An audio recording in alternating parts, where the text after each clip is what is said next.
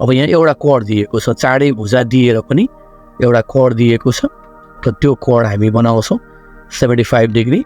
75 degree बनाइसकेपछि अनि 4.5 काट्यौँ। PS भनेको 4.5, एसक्यू भनेको चाहिँ कति दिएको छ छैन, एसक्यू जोड्यौँ हामीले। अब यसबाट 4.5 र क्यूबाट 5.5 चाप लिएर काट्यौँ। काटिएको बिन्दु आर मान्यौँ।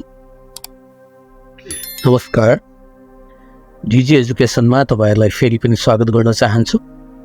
हामीले रचनाको दोस्रो भाग लिएर उपस्थित भएका छौँ। कक्षा 10 अनिवार्य गणित रचनाको भाग 2। 4 नम्बरभन्दा अगाडिको हामीले अघिल्लो भिडियोमा गरिसकेका छौँ। 4 र 5 को हामीले यो भिडियोमा गर्नेछौँ। हेर्नुहोस् त, एउटा समानान्तर चतुर्भुज बनाउनु पर्नेछ। त्यस पछाडि हामीले त्रिभुज बनाउनु पर्नेछ। पहिला 60 डिग्रीको कोण बनायौँ, त्यसलाई एडी 4.5 लियो। किन भन्दाखेरि एडी भनेको बीसीसँग बराबर हुन्छ। एडी र बीसी बराबर हुन्छ। समानान्तर चतुर्भुजको क्षेत्र सम्मुख भुजाहरू बराबर हुन्छ, त्यो भएर एडीसँग बीसी बराबर हुन्छ। त्यो भएर एडी चाहिँ हामीले 4.5 लियौँ। अब बीसी पनि 4.5 लिन्छौँ र सिडी पनि 6 एम लिन्छौँ। सिडी 6 एम, बीसी चाहिँ 4.5 एम। अब जोडिदिउँ त, डिसी र बीसी जोड्यौँ।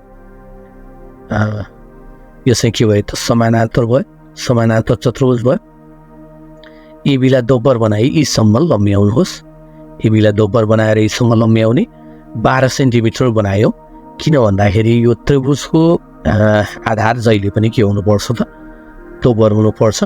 समानान्तर चतुर्भुजको भन्दा त्रिभुजको चाहिँ आधार दोब्बर हुनुपर्छ। अब एफई 7.5 सिएम चाहिँ काट्यो। एफई ईबाट काट्यो अनि एएफ र एफईलाई जोड्यौँ। जोड्दाखेरि जुन त्रिभुज बन्यो त्यो त्रिभुज र समानान्तर चतुर्भुज एबिसिडी चाहिँ बराबर हुन्छ।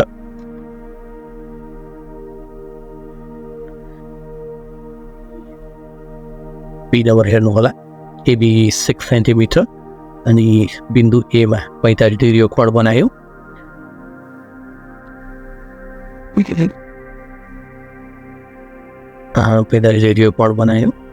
बीसी 4 सिएम दिएछ भने एडी पनि 4 सिएम नै हुनुपर्छ। बीसी 4 सिएम, एडी पनि 4 सिएम। बिन्दु बीबाट 4 सिएम र डीबाट 6 सिएम 6 सिएमको चाप लिएर काट्यौँ। सी मान्यौँ। त्यो सी मानेपछि डिसी र बीसीलाई जोड गरे जस्तै। अब यहाँ चाहिँ के भयो त भन्दा समानान्तर चतुर्भुज बन्यो।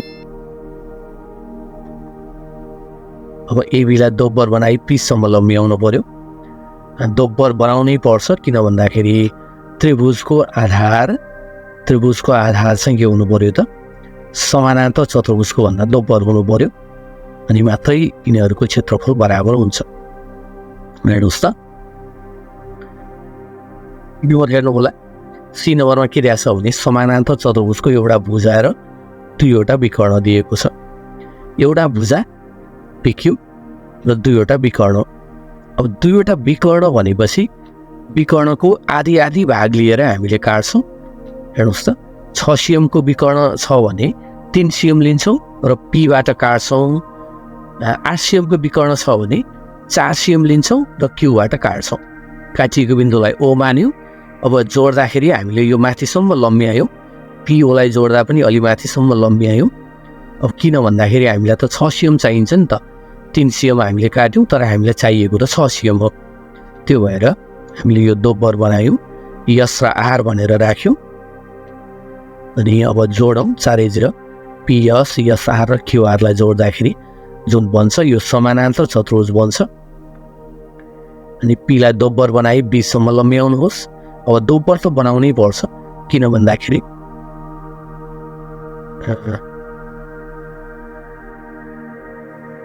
त्रिभुज चाहिँ दोब्बर आधारको हुनुपर्छ। समानान्तर चतुर्भुज भन्दा समानान्तर चतुर्भुज र त्रिभुजको क्षेत्रफल के हुन्छ त बराबर हुन्छ। 3 नम्बरको EFGH समानान्तर चतुर्भुज भनेको छ।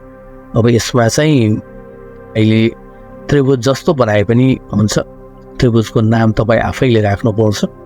यसमा चाहिँ त्रिभुजको नाम यति र नाप यति भनेर दिएको छैन, जस्तो सुकै त्रिभुज बनाउनुहोस्, जति नापको पनि बनाउनुहोस्, तपाईँ बनाउन सक्नुहुन्छ। हेर्नुहोस् त 120 डिग्रीको कोण बनायौँ, 5 cm काट्यौँ, फेरि 4 cm र 5 cm काट्यौँ, किनकि समभुजाहरू समानान्तर र बराबर पनि हुन्छ। समानान्तर चतुर्भुज EFGH बन्यो। अब EFGH भनेपछि यो EFG लाई दोब्बर बनाउनु पर्यो। EFG लाई दोब्बर नबनाइकन त त्रिभुजको क्षेत्रफल बराबर हुँदैन। अब EH मा कुनै एउटा बिन्दु लिनु होला, EH मा एउटा बिन्दु लिनु होला, त्यो बिन्दु चाहिँ त्रिभुज बन्नको लागि तयार हुन्छ। FA र AB चाहिँ जोड्नु होला, त्रिभुज बन्यो FAB। त्यो त्रिभुज र EFGH को क्षेत्रफल चाहिँ बराबर हुन्छ। यो 5 cm हेर्नुहोस् त, यसमा पनि हामीले C नम्बर गरे जस्तै छ। पहिला चाहिँ एउटा 5 cm को आइजे खिच्यौँ। अब त्यहाँनिर दुईटै विकर्ण दिएको छ, त्यो विकर्णहरूको आधी आधी भाग लिएर चाहिँ हामीले काट्छौँ र त्यसलाई दोब्बर बनाउँ। 3 cm र 4 cm लिन्छौँ, अनिखेरि त्यसलाई दोब्बर बनाउँदाखेरि चाहिँ विकर्णहरू बन्छ। अनि चारवटैलाई जोड्यौँ,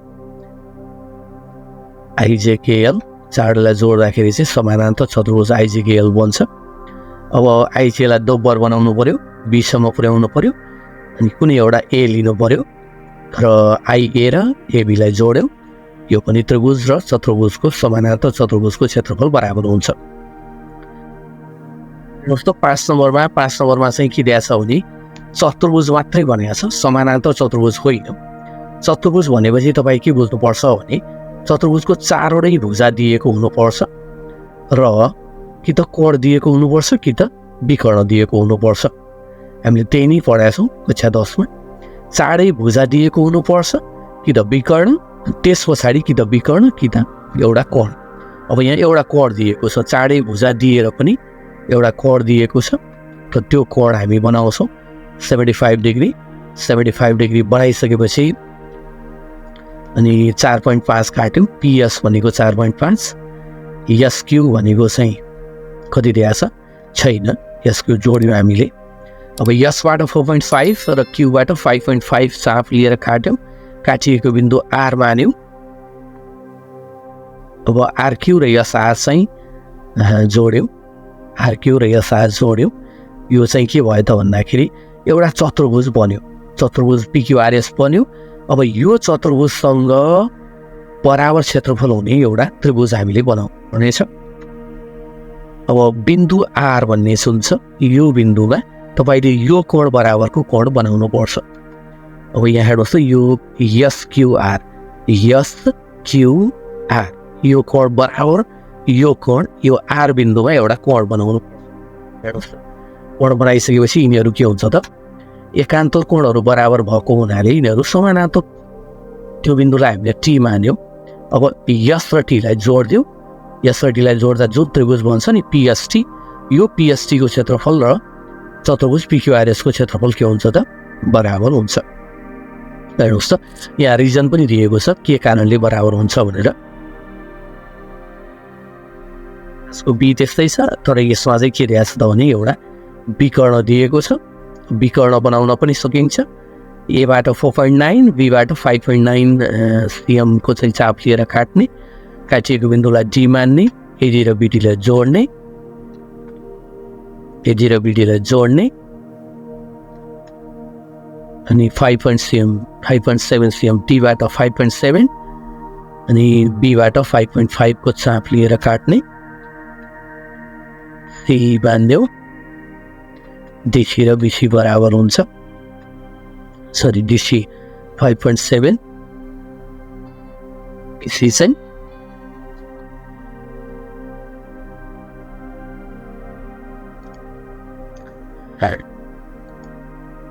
समानान्तर चतुर्भुज होइन, चतुर्भुज त बनाइयो। अब चतुर्भुज बनाइसकेपछि अब हामीलाई के चाहियो त भन्दाखेरि त्रिभुज चाहियो।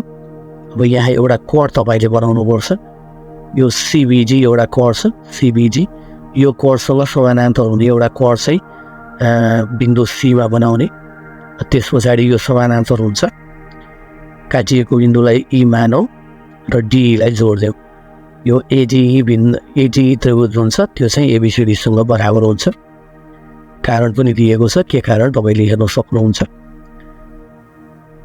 पी छ पीक्यूआरएस एउटा चतुर्भुज छ यसमा पनि विकर्ण दिएको छ र क्यूआरटी एउटा त्रिभुजको हामीले रचना गर्नु पर्यो आरएस खिच्यौं हेर्नुस् त 7 सीएम र 6.5 सीएम बाट चाहिँ हामीले काट्यौं यिनीहरुलाई जोड्यौं पनि जोडिसकेपछि एउटा त्रिभुज बन्छ अनि फेरि काट्यौं क्यूबाट 5 सीएम र यसबाट 5.4 सीएम ले चाहिँ काट्यौं यिनीहरुलाई जोड्यौं अब यहाँ के भन्यो त भने पीक्यूआरएस एउटा चतुर्भुज बन्यो अब क्यूआरटी एउटा चाहिँ हामीले के गर्नुपर्छ त एउटा त्रिभुज बनाउनु पर्छ अब यो त्रिभुज बनाउन अगाडि एउटा कोण यो एकान्तर कोण तपाईले बनाउनु पर्छ बराबर बनाउनु पर्छ त्यो बनाइसकेपछि के हुन्छ त यिनीहरु समानान्तर हुन्छ दुईटा भुजा समानान्तर हुन्छ क्यू र टी जोड्नु होला क्यू र टी जोडेपछि चाहिँ जुन त्रिभुज बन्छ क्यूआरटी त्यो क्यूआरटी त्रिभुज चाहिँ पीक्यूआरएस सँग बराबर हुन्छ समबाहु चतुर्भुज छ समबाहु चतुर्भुजको विकर्ण मात्रै दिएको छ समबाहु चतुर्भुजसँग बराबर क्षेत्रफल बनाउन पर्नेछ समबाहु चतुर्भुजसँग बराबर क्षेत्रफल हुने भनेपछि समबाहु चतुर्भुजको विकर्ण मात्रै दिएको छ अब समबाहु चतुर्भुजको विकर्ण बीचको कोण 90 डिग्री हुन्छ यो तपाईले याद गर्नु होला एउटा समबाहु चतुर्भुजको विकर्ण खिच्यौं पीआर अब पीआर 6 सेन्टिमिटर अनि पीआर को मध्यबिन्दु ओ अब समबाहु चतुर्भुजको विकर्णहरु समद्विभाजन हुन्छ र 90 डिग्री को कोण बनाएर समद्विभाजन हुन्छ हेर्नुस् त 3-3 सेन्टिमिटरको बीचबाट चाहिँ अर्को विकर्ण जान्छ अब र यो दुईटा विकर्ण बीचको कोण चाहिँ के हुन्छ त 90 डिग्री हुन्छ त्यो भएर हामीले के गर्यौं त मध्यबिन्दु पत्ता लगाएर 90 डिग्री को कोण चाहिँ बनायौं 90 डिग्री को कोण बनाउने रेखालाई तल 4 सीएम र माथि 4 सीएम काट्यौं क्यू र एस मान्यौं एस र क्यू मान्यौं अब चारवटै शीर्षबिन्दुलाई जोड्यौं हेर्नुस् त यो चाहिँ के भयो त भन्दाखेरि समबाहु चतुर्भुज बन्यो अब त्रिभुज बनाउनु पर्नेछ अब फेरि अघि जस्तै यो एउटा कोण जुन छ पीआरक्यू यो पीआरक्यू कोण बराबरको एउटा कोण हामीले बनायौं क्यू बिन्दुमा त्यो दुईटा बराबर भइसकेपछि के हुन्छ त दुईटा भुजाहरू दुईटा रेखाहरू समानान्तर हुन्छ पी र ए लाई जोड्ने जुन एउटा पीएस त्रिभुज बन्छ त्यो चाहिँ पीक्यूआरएस सँग चाहिँ के भयो त बराबर भयो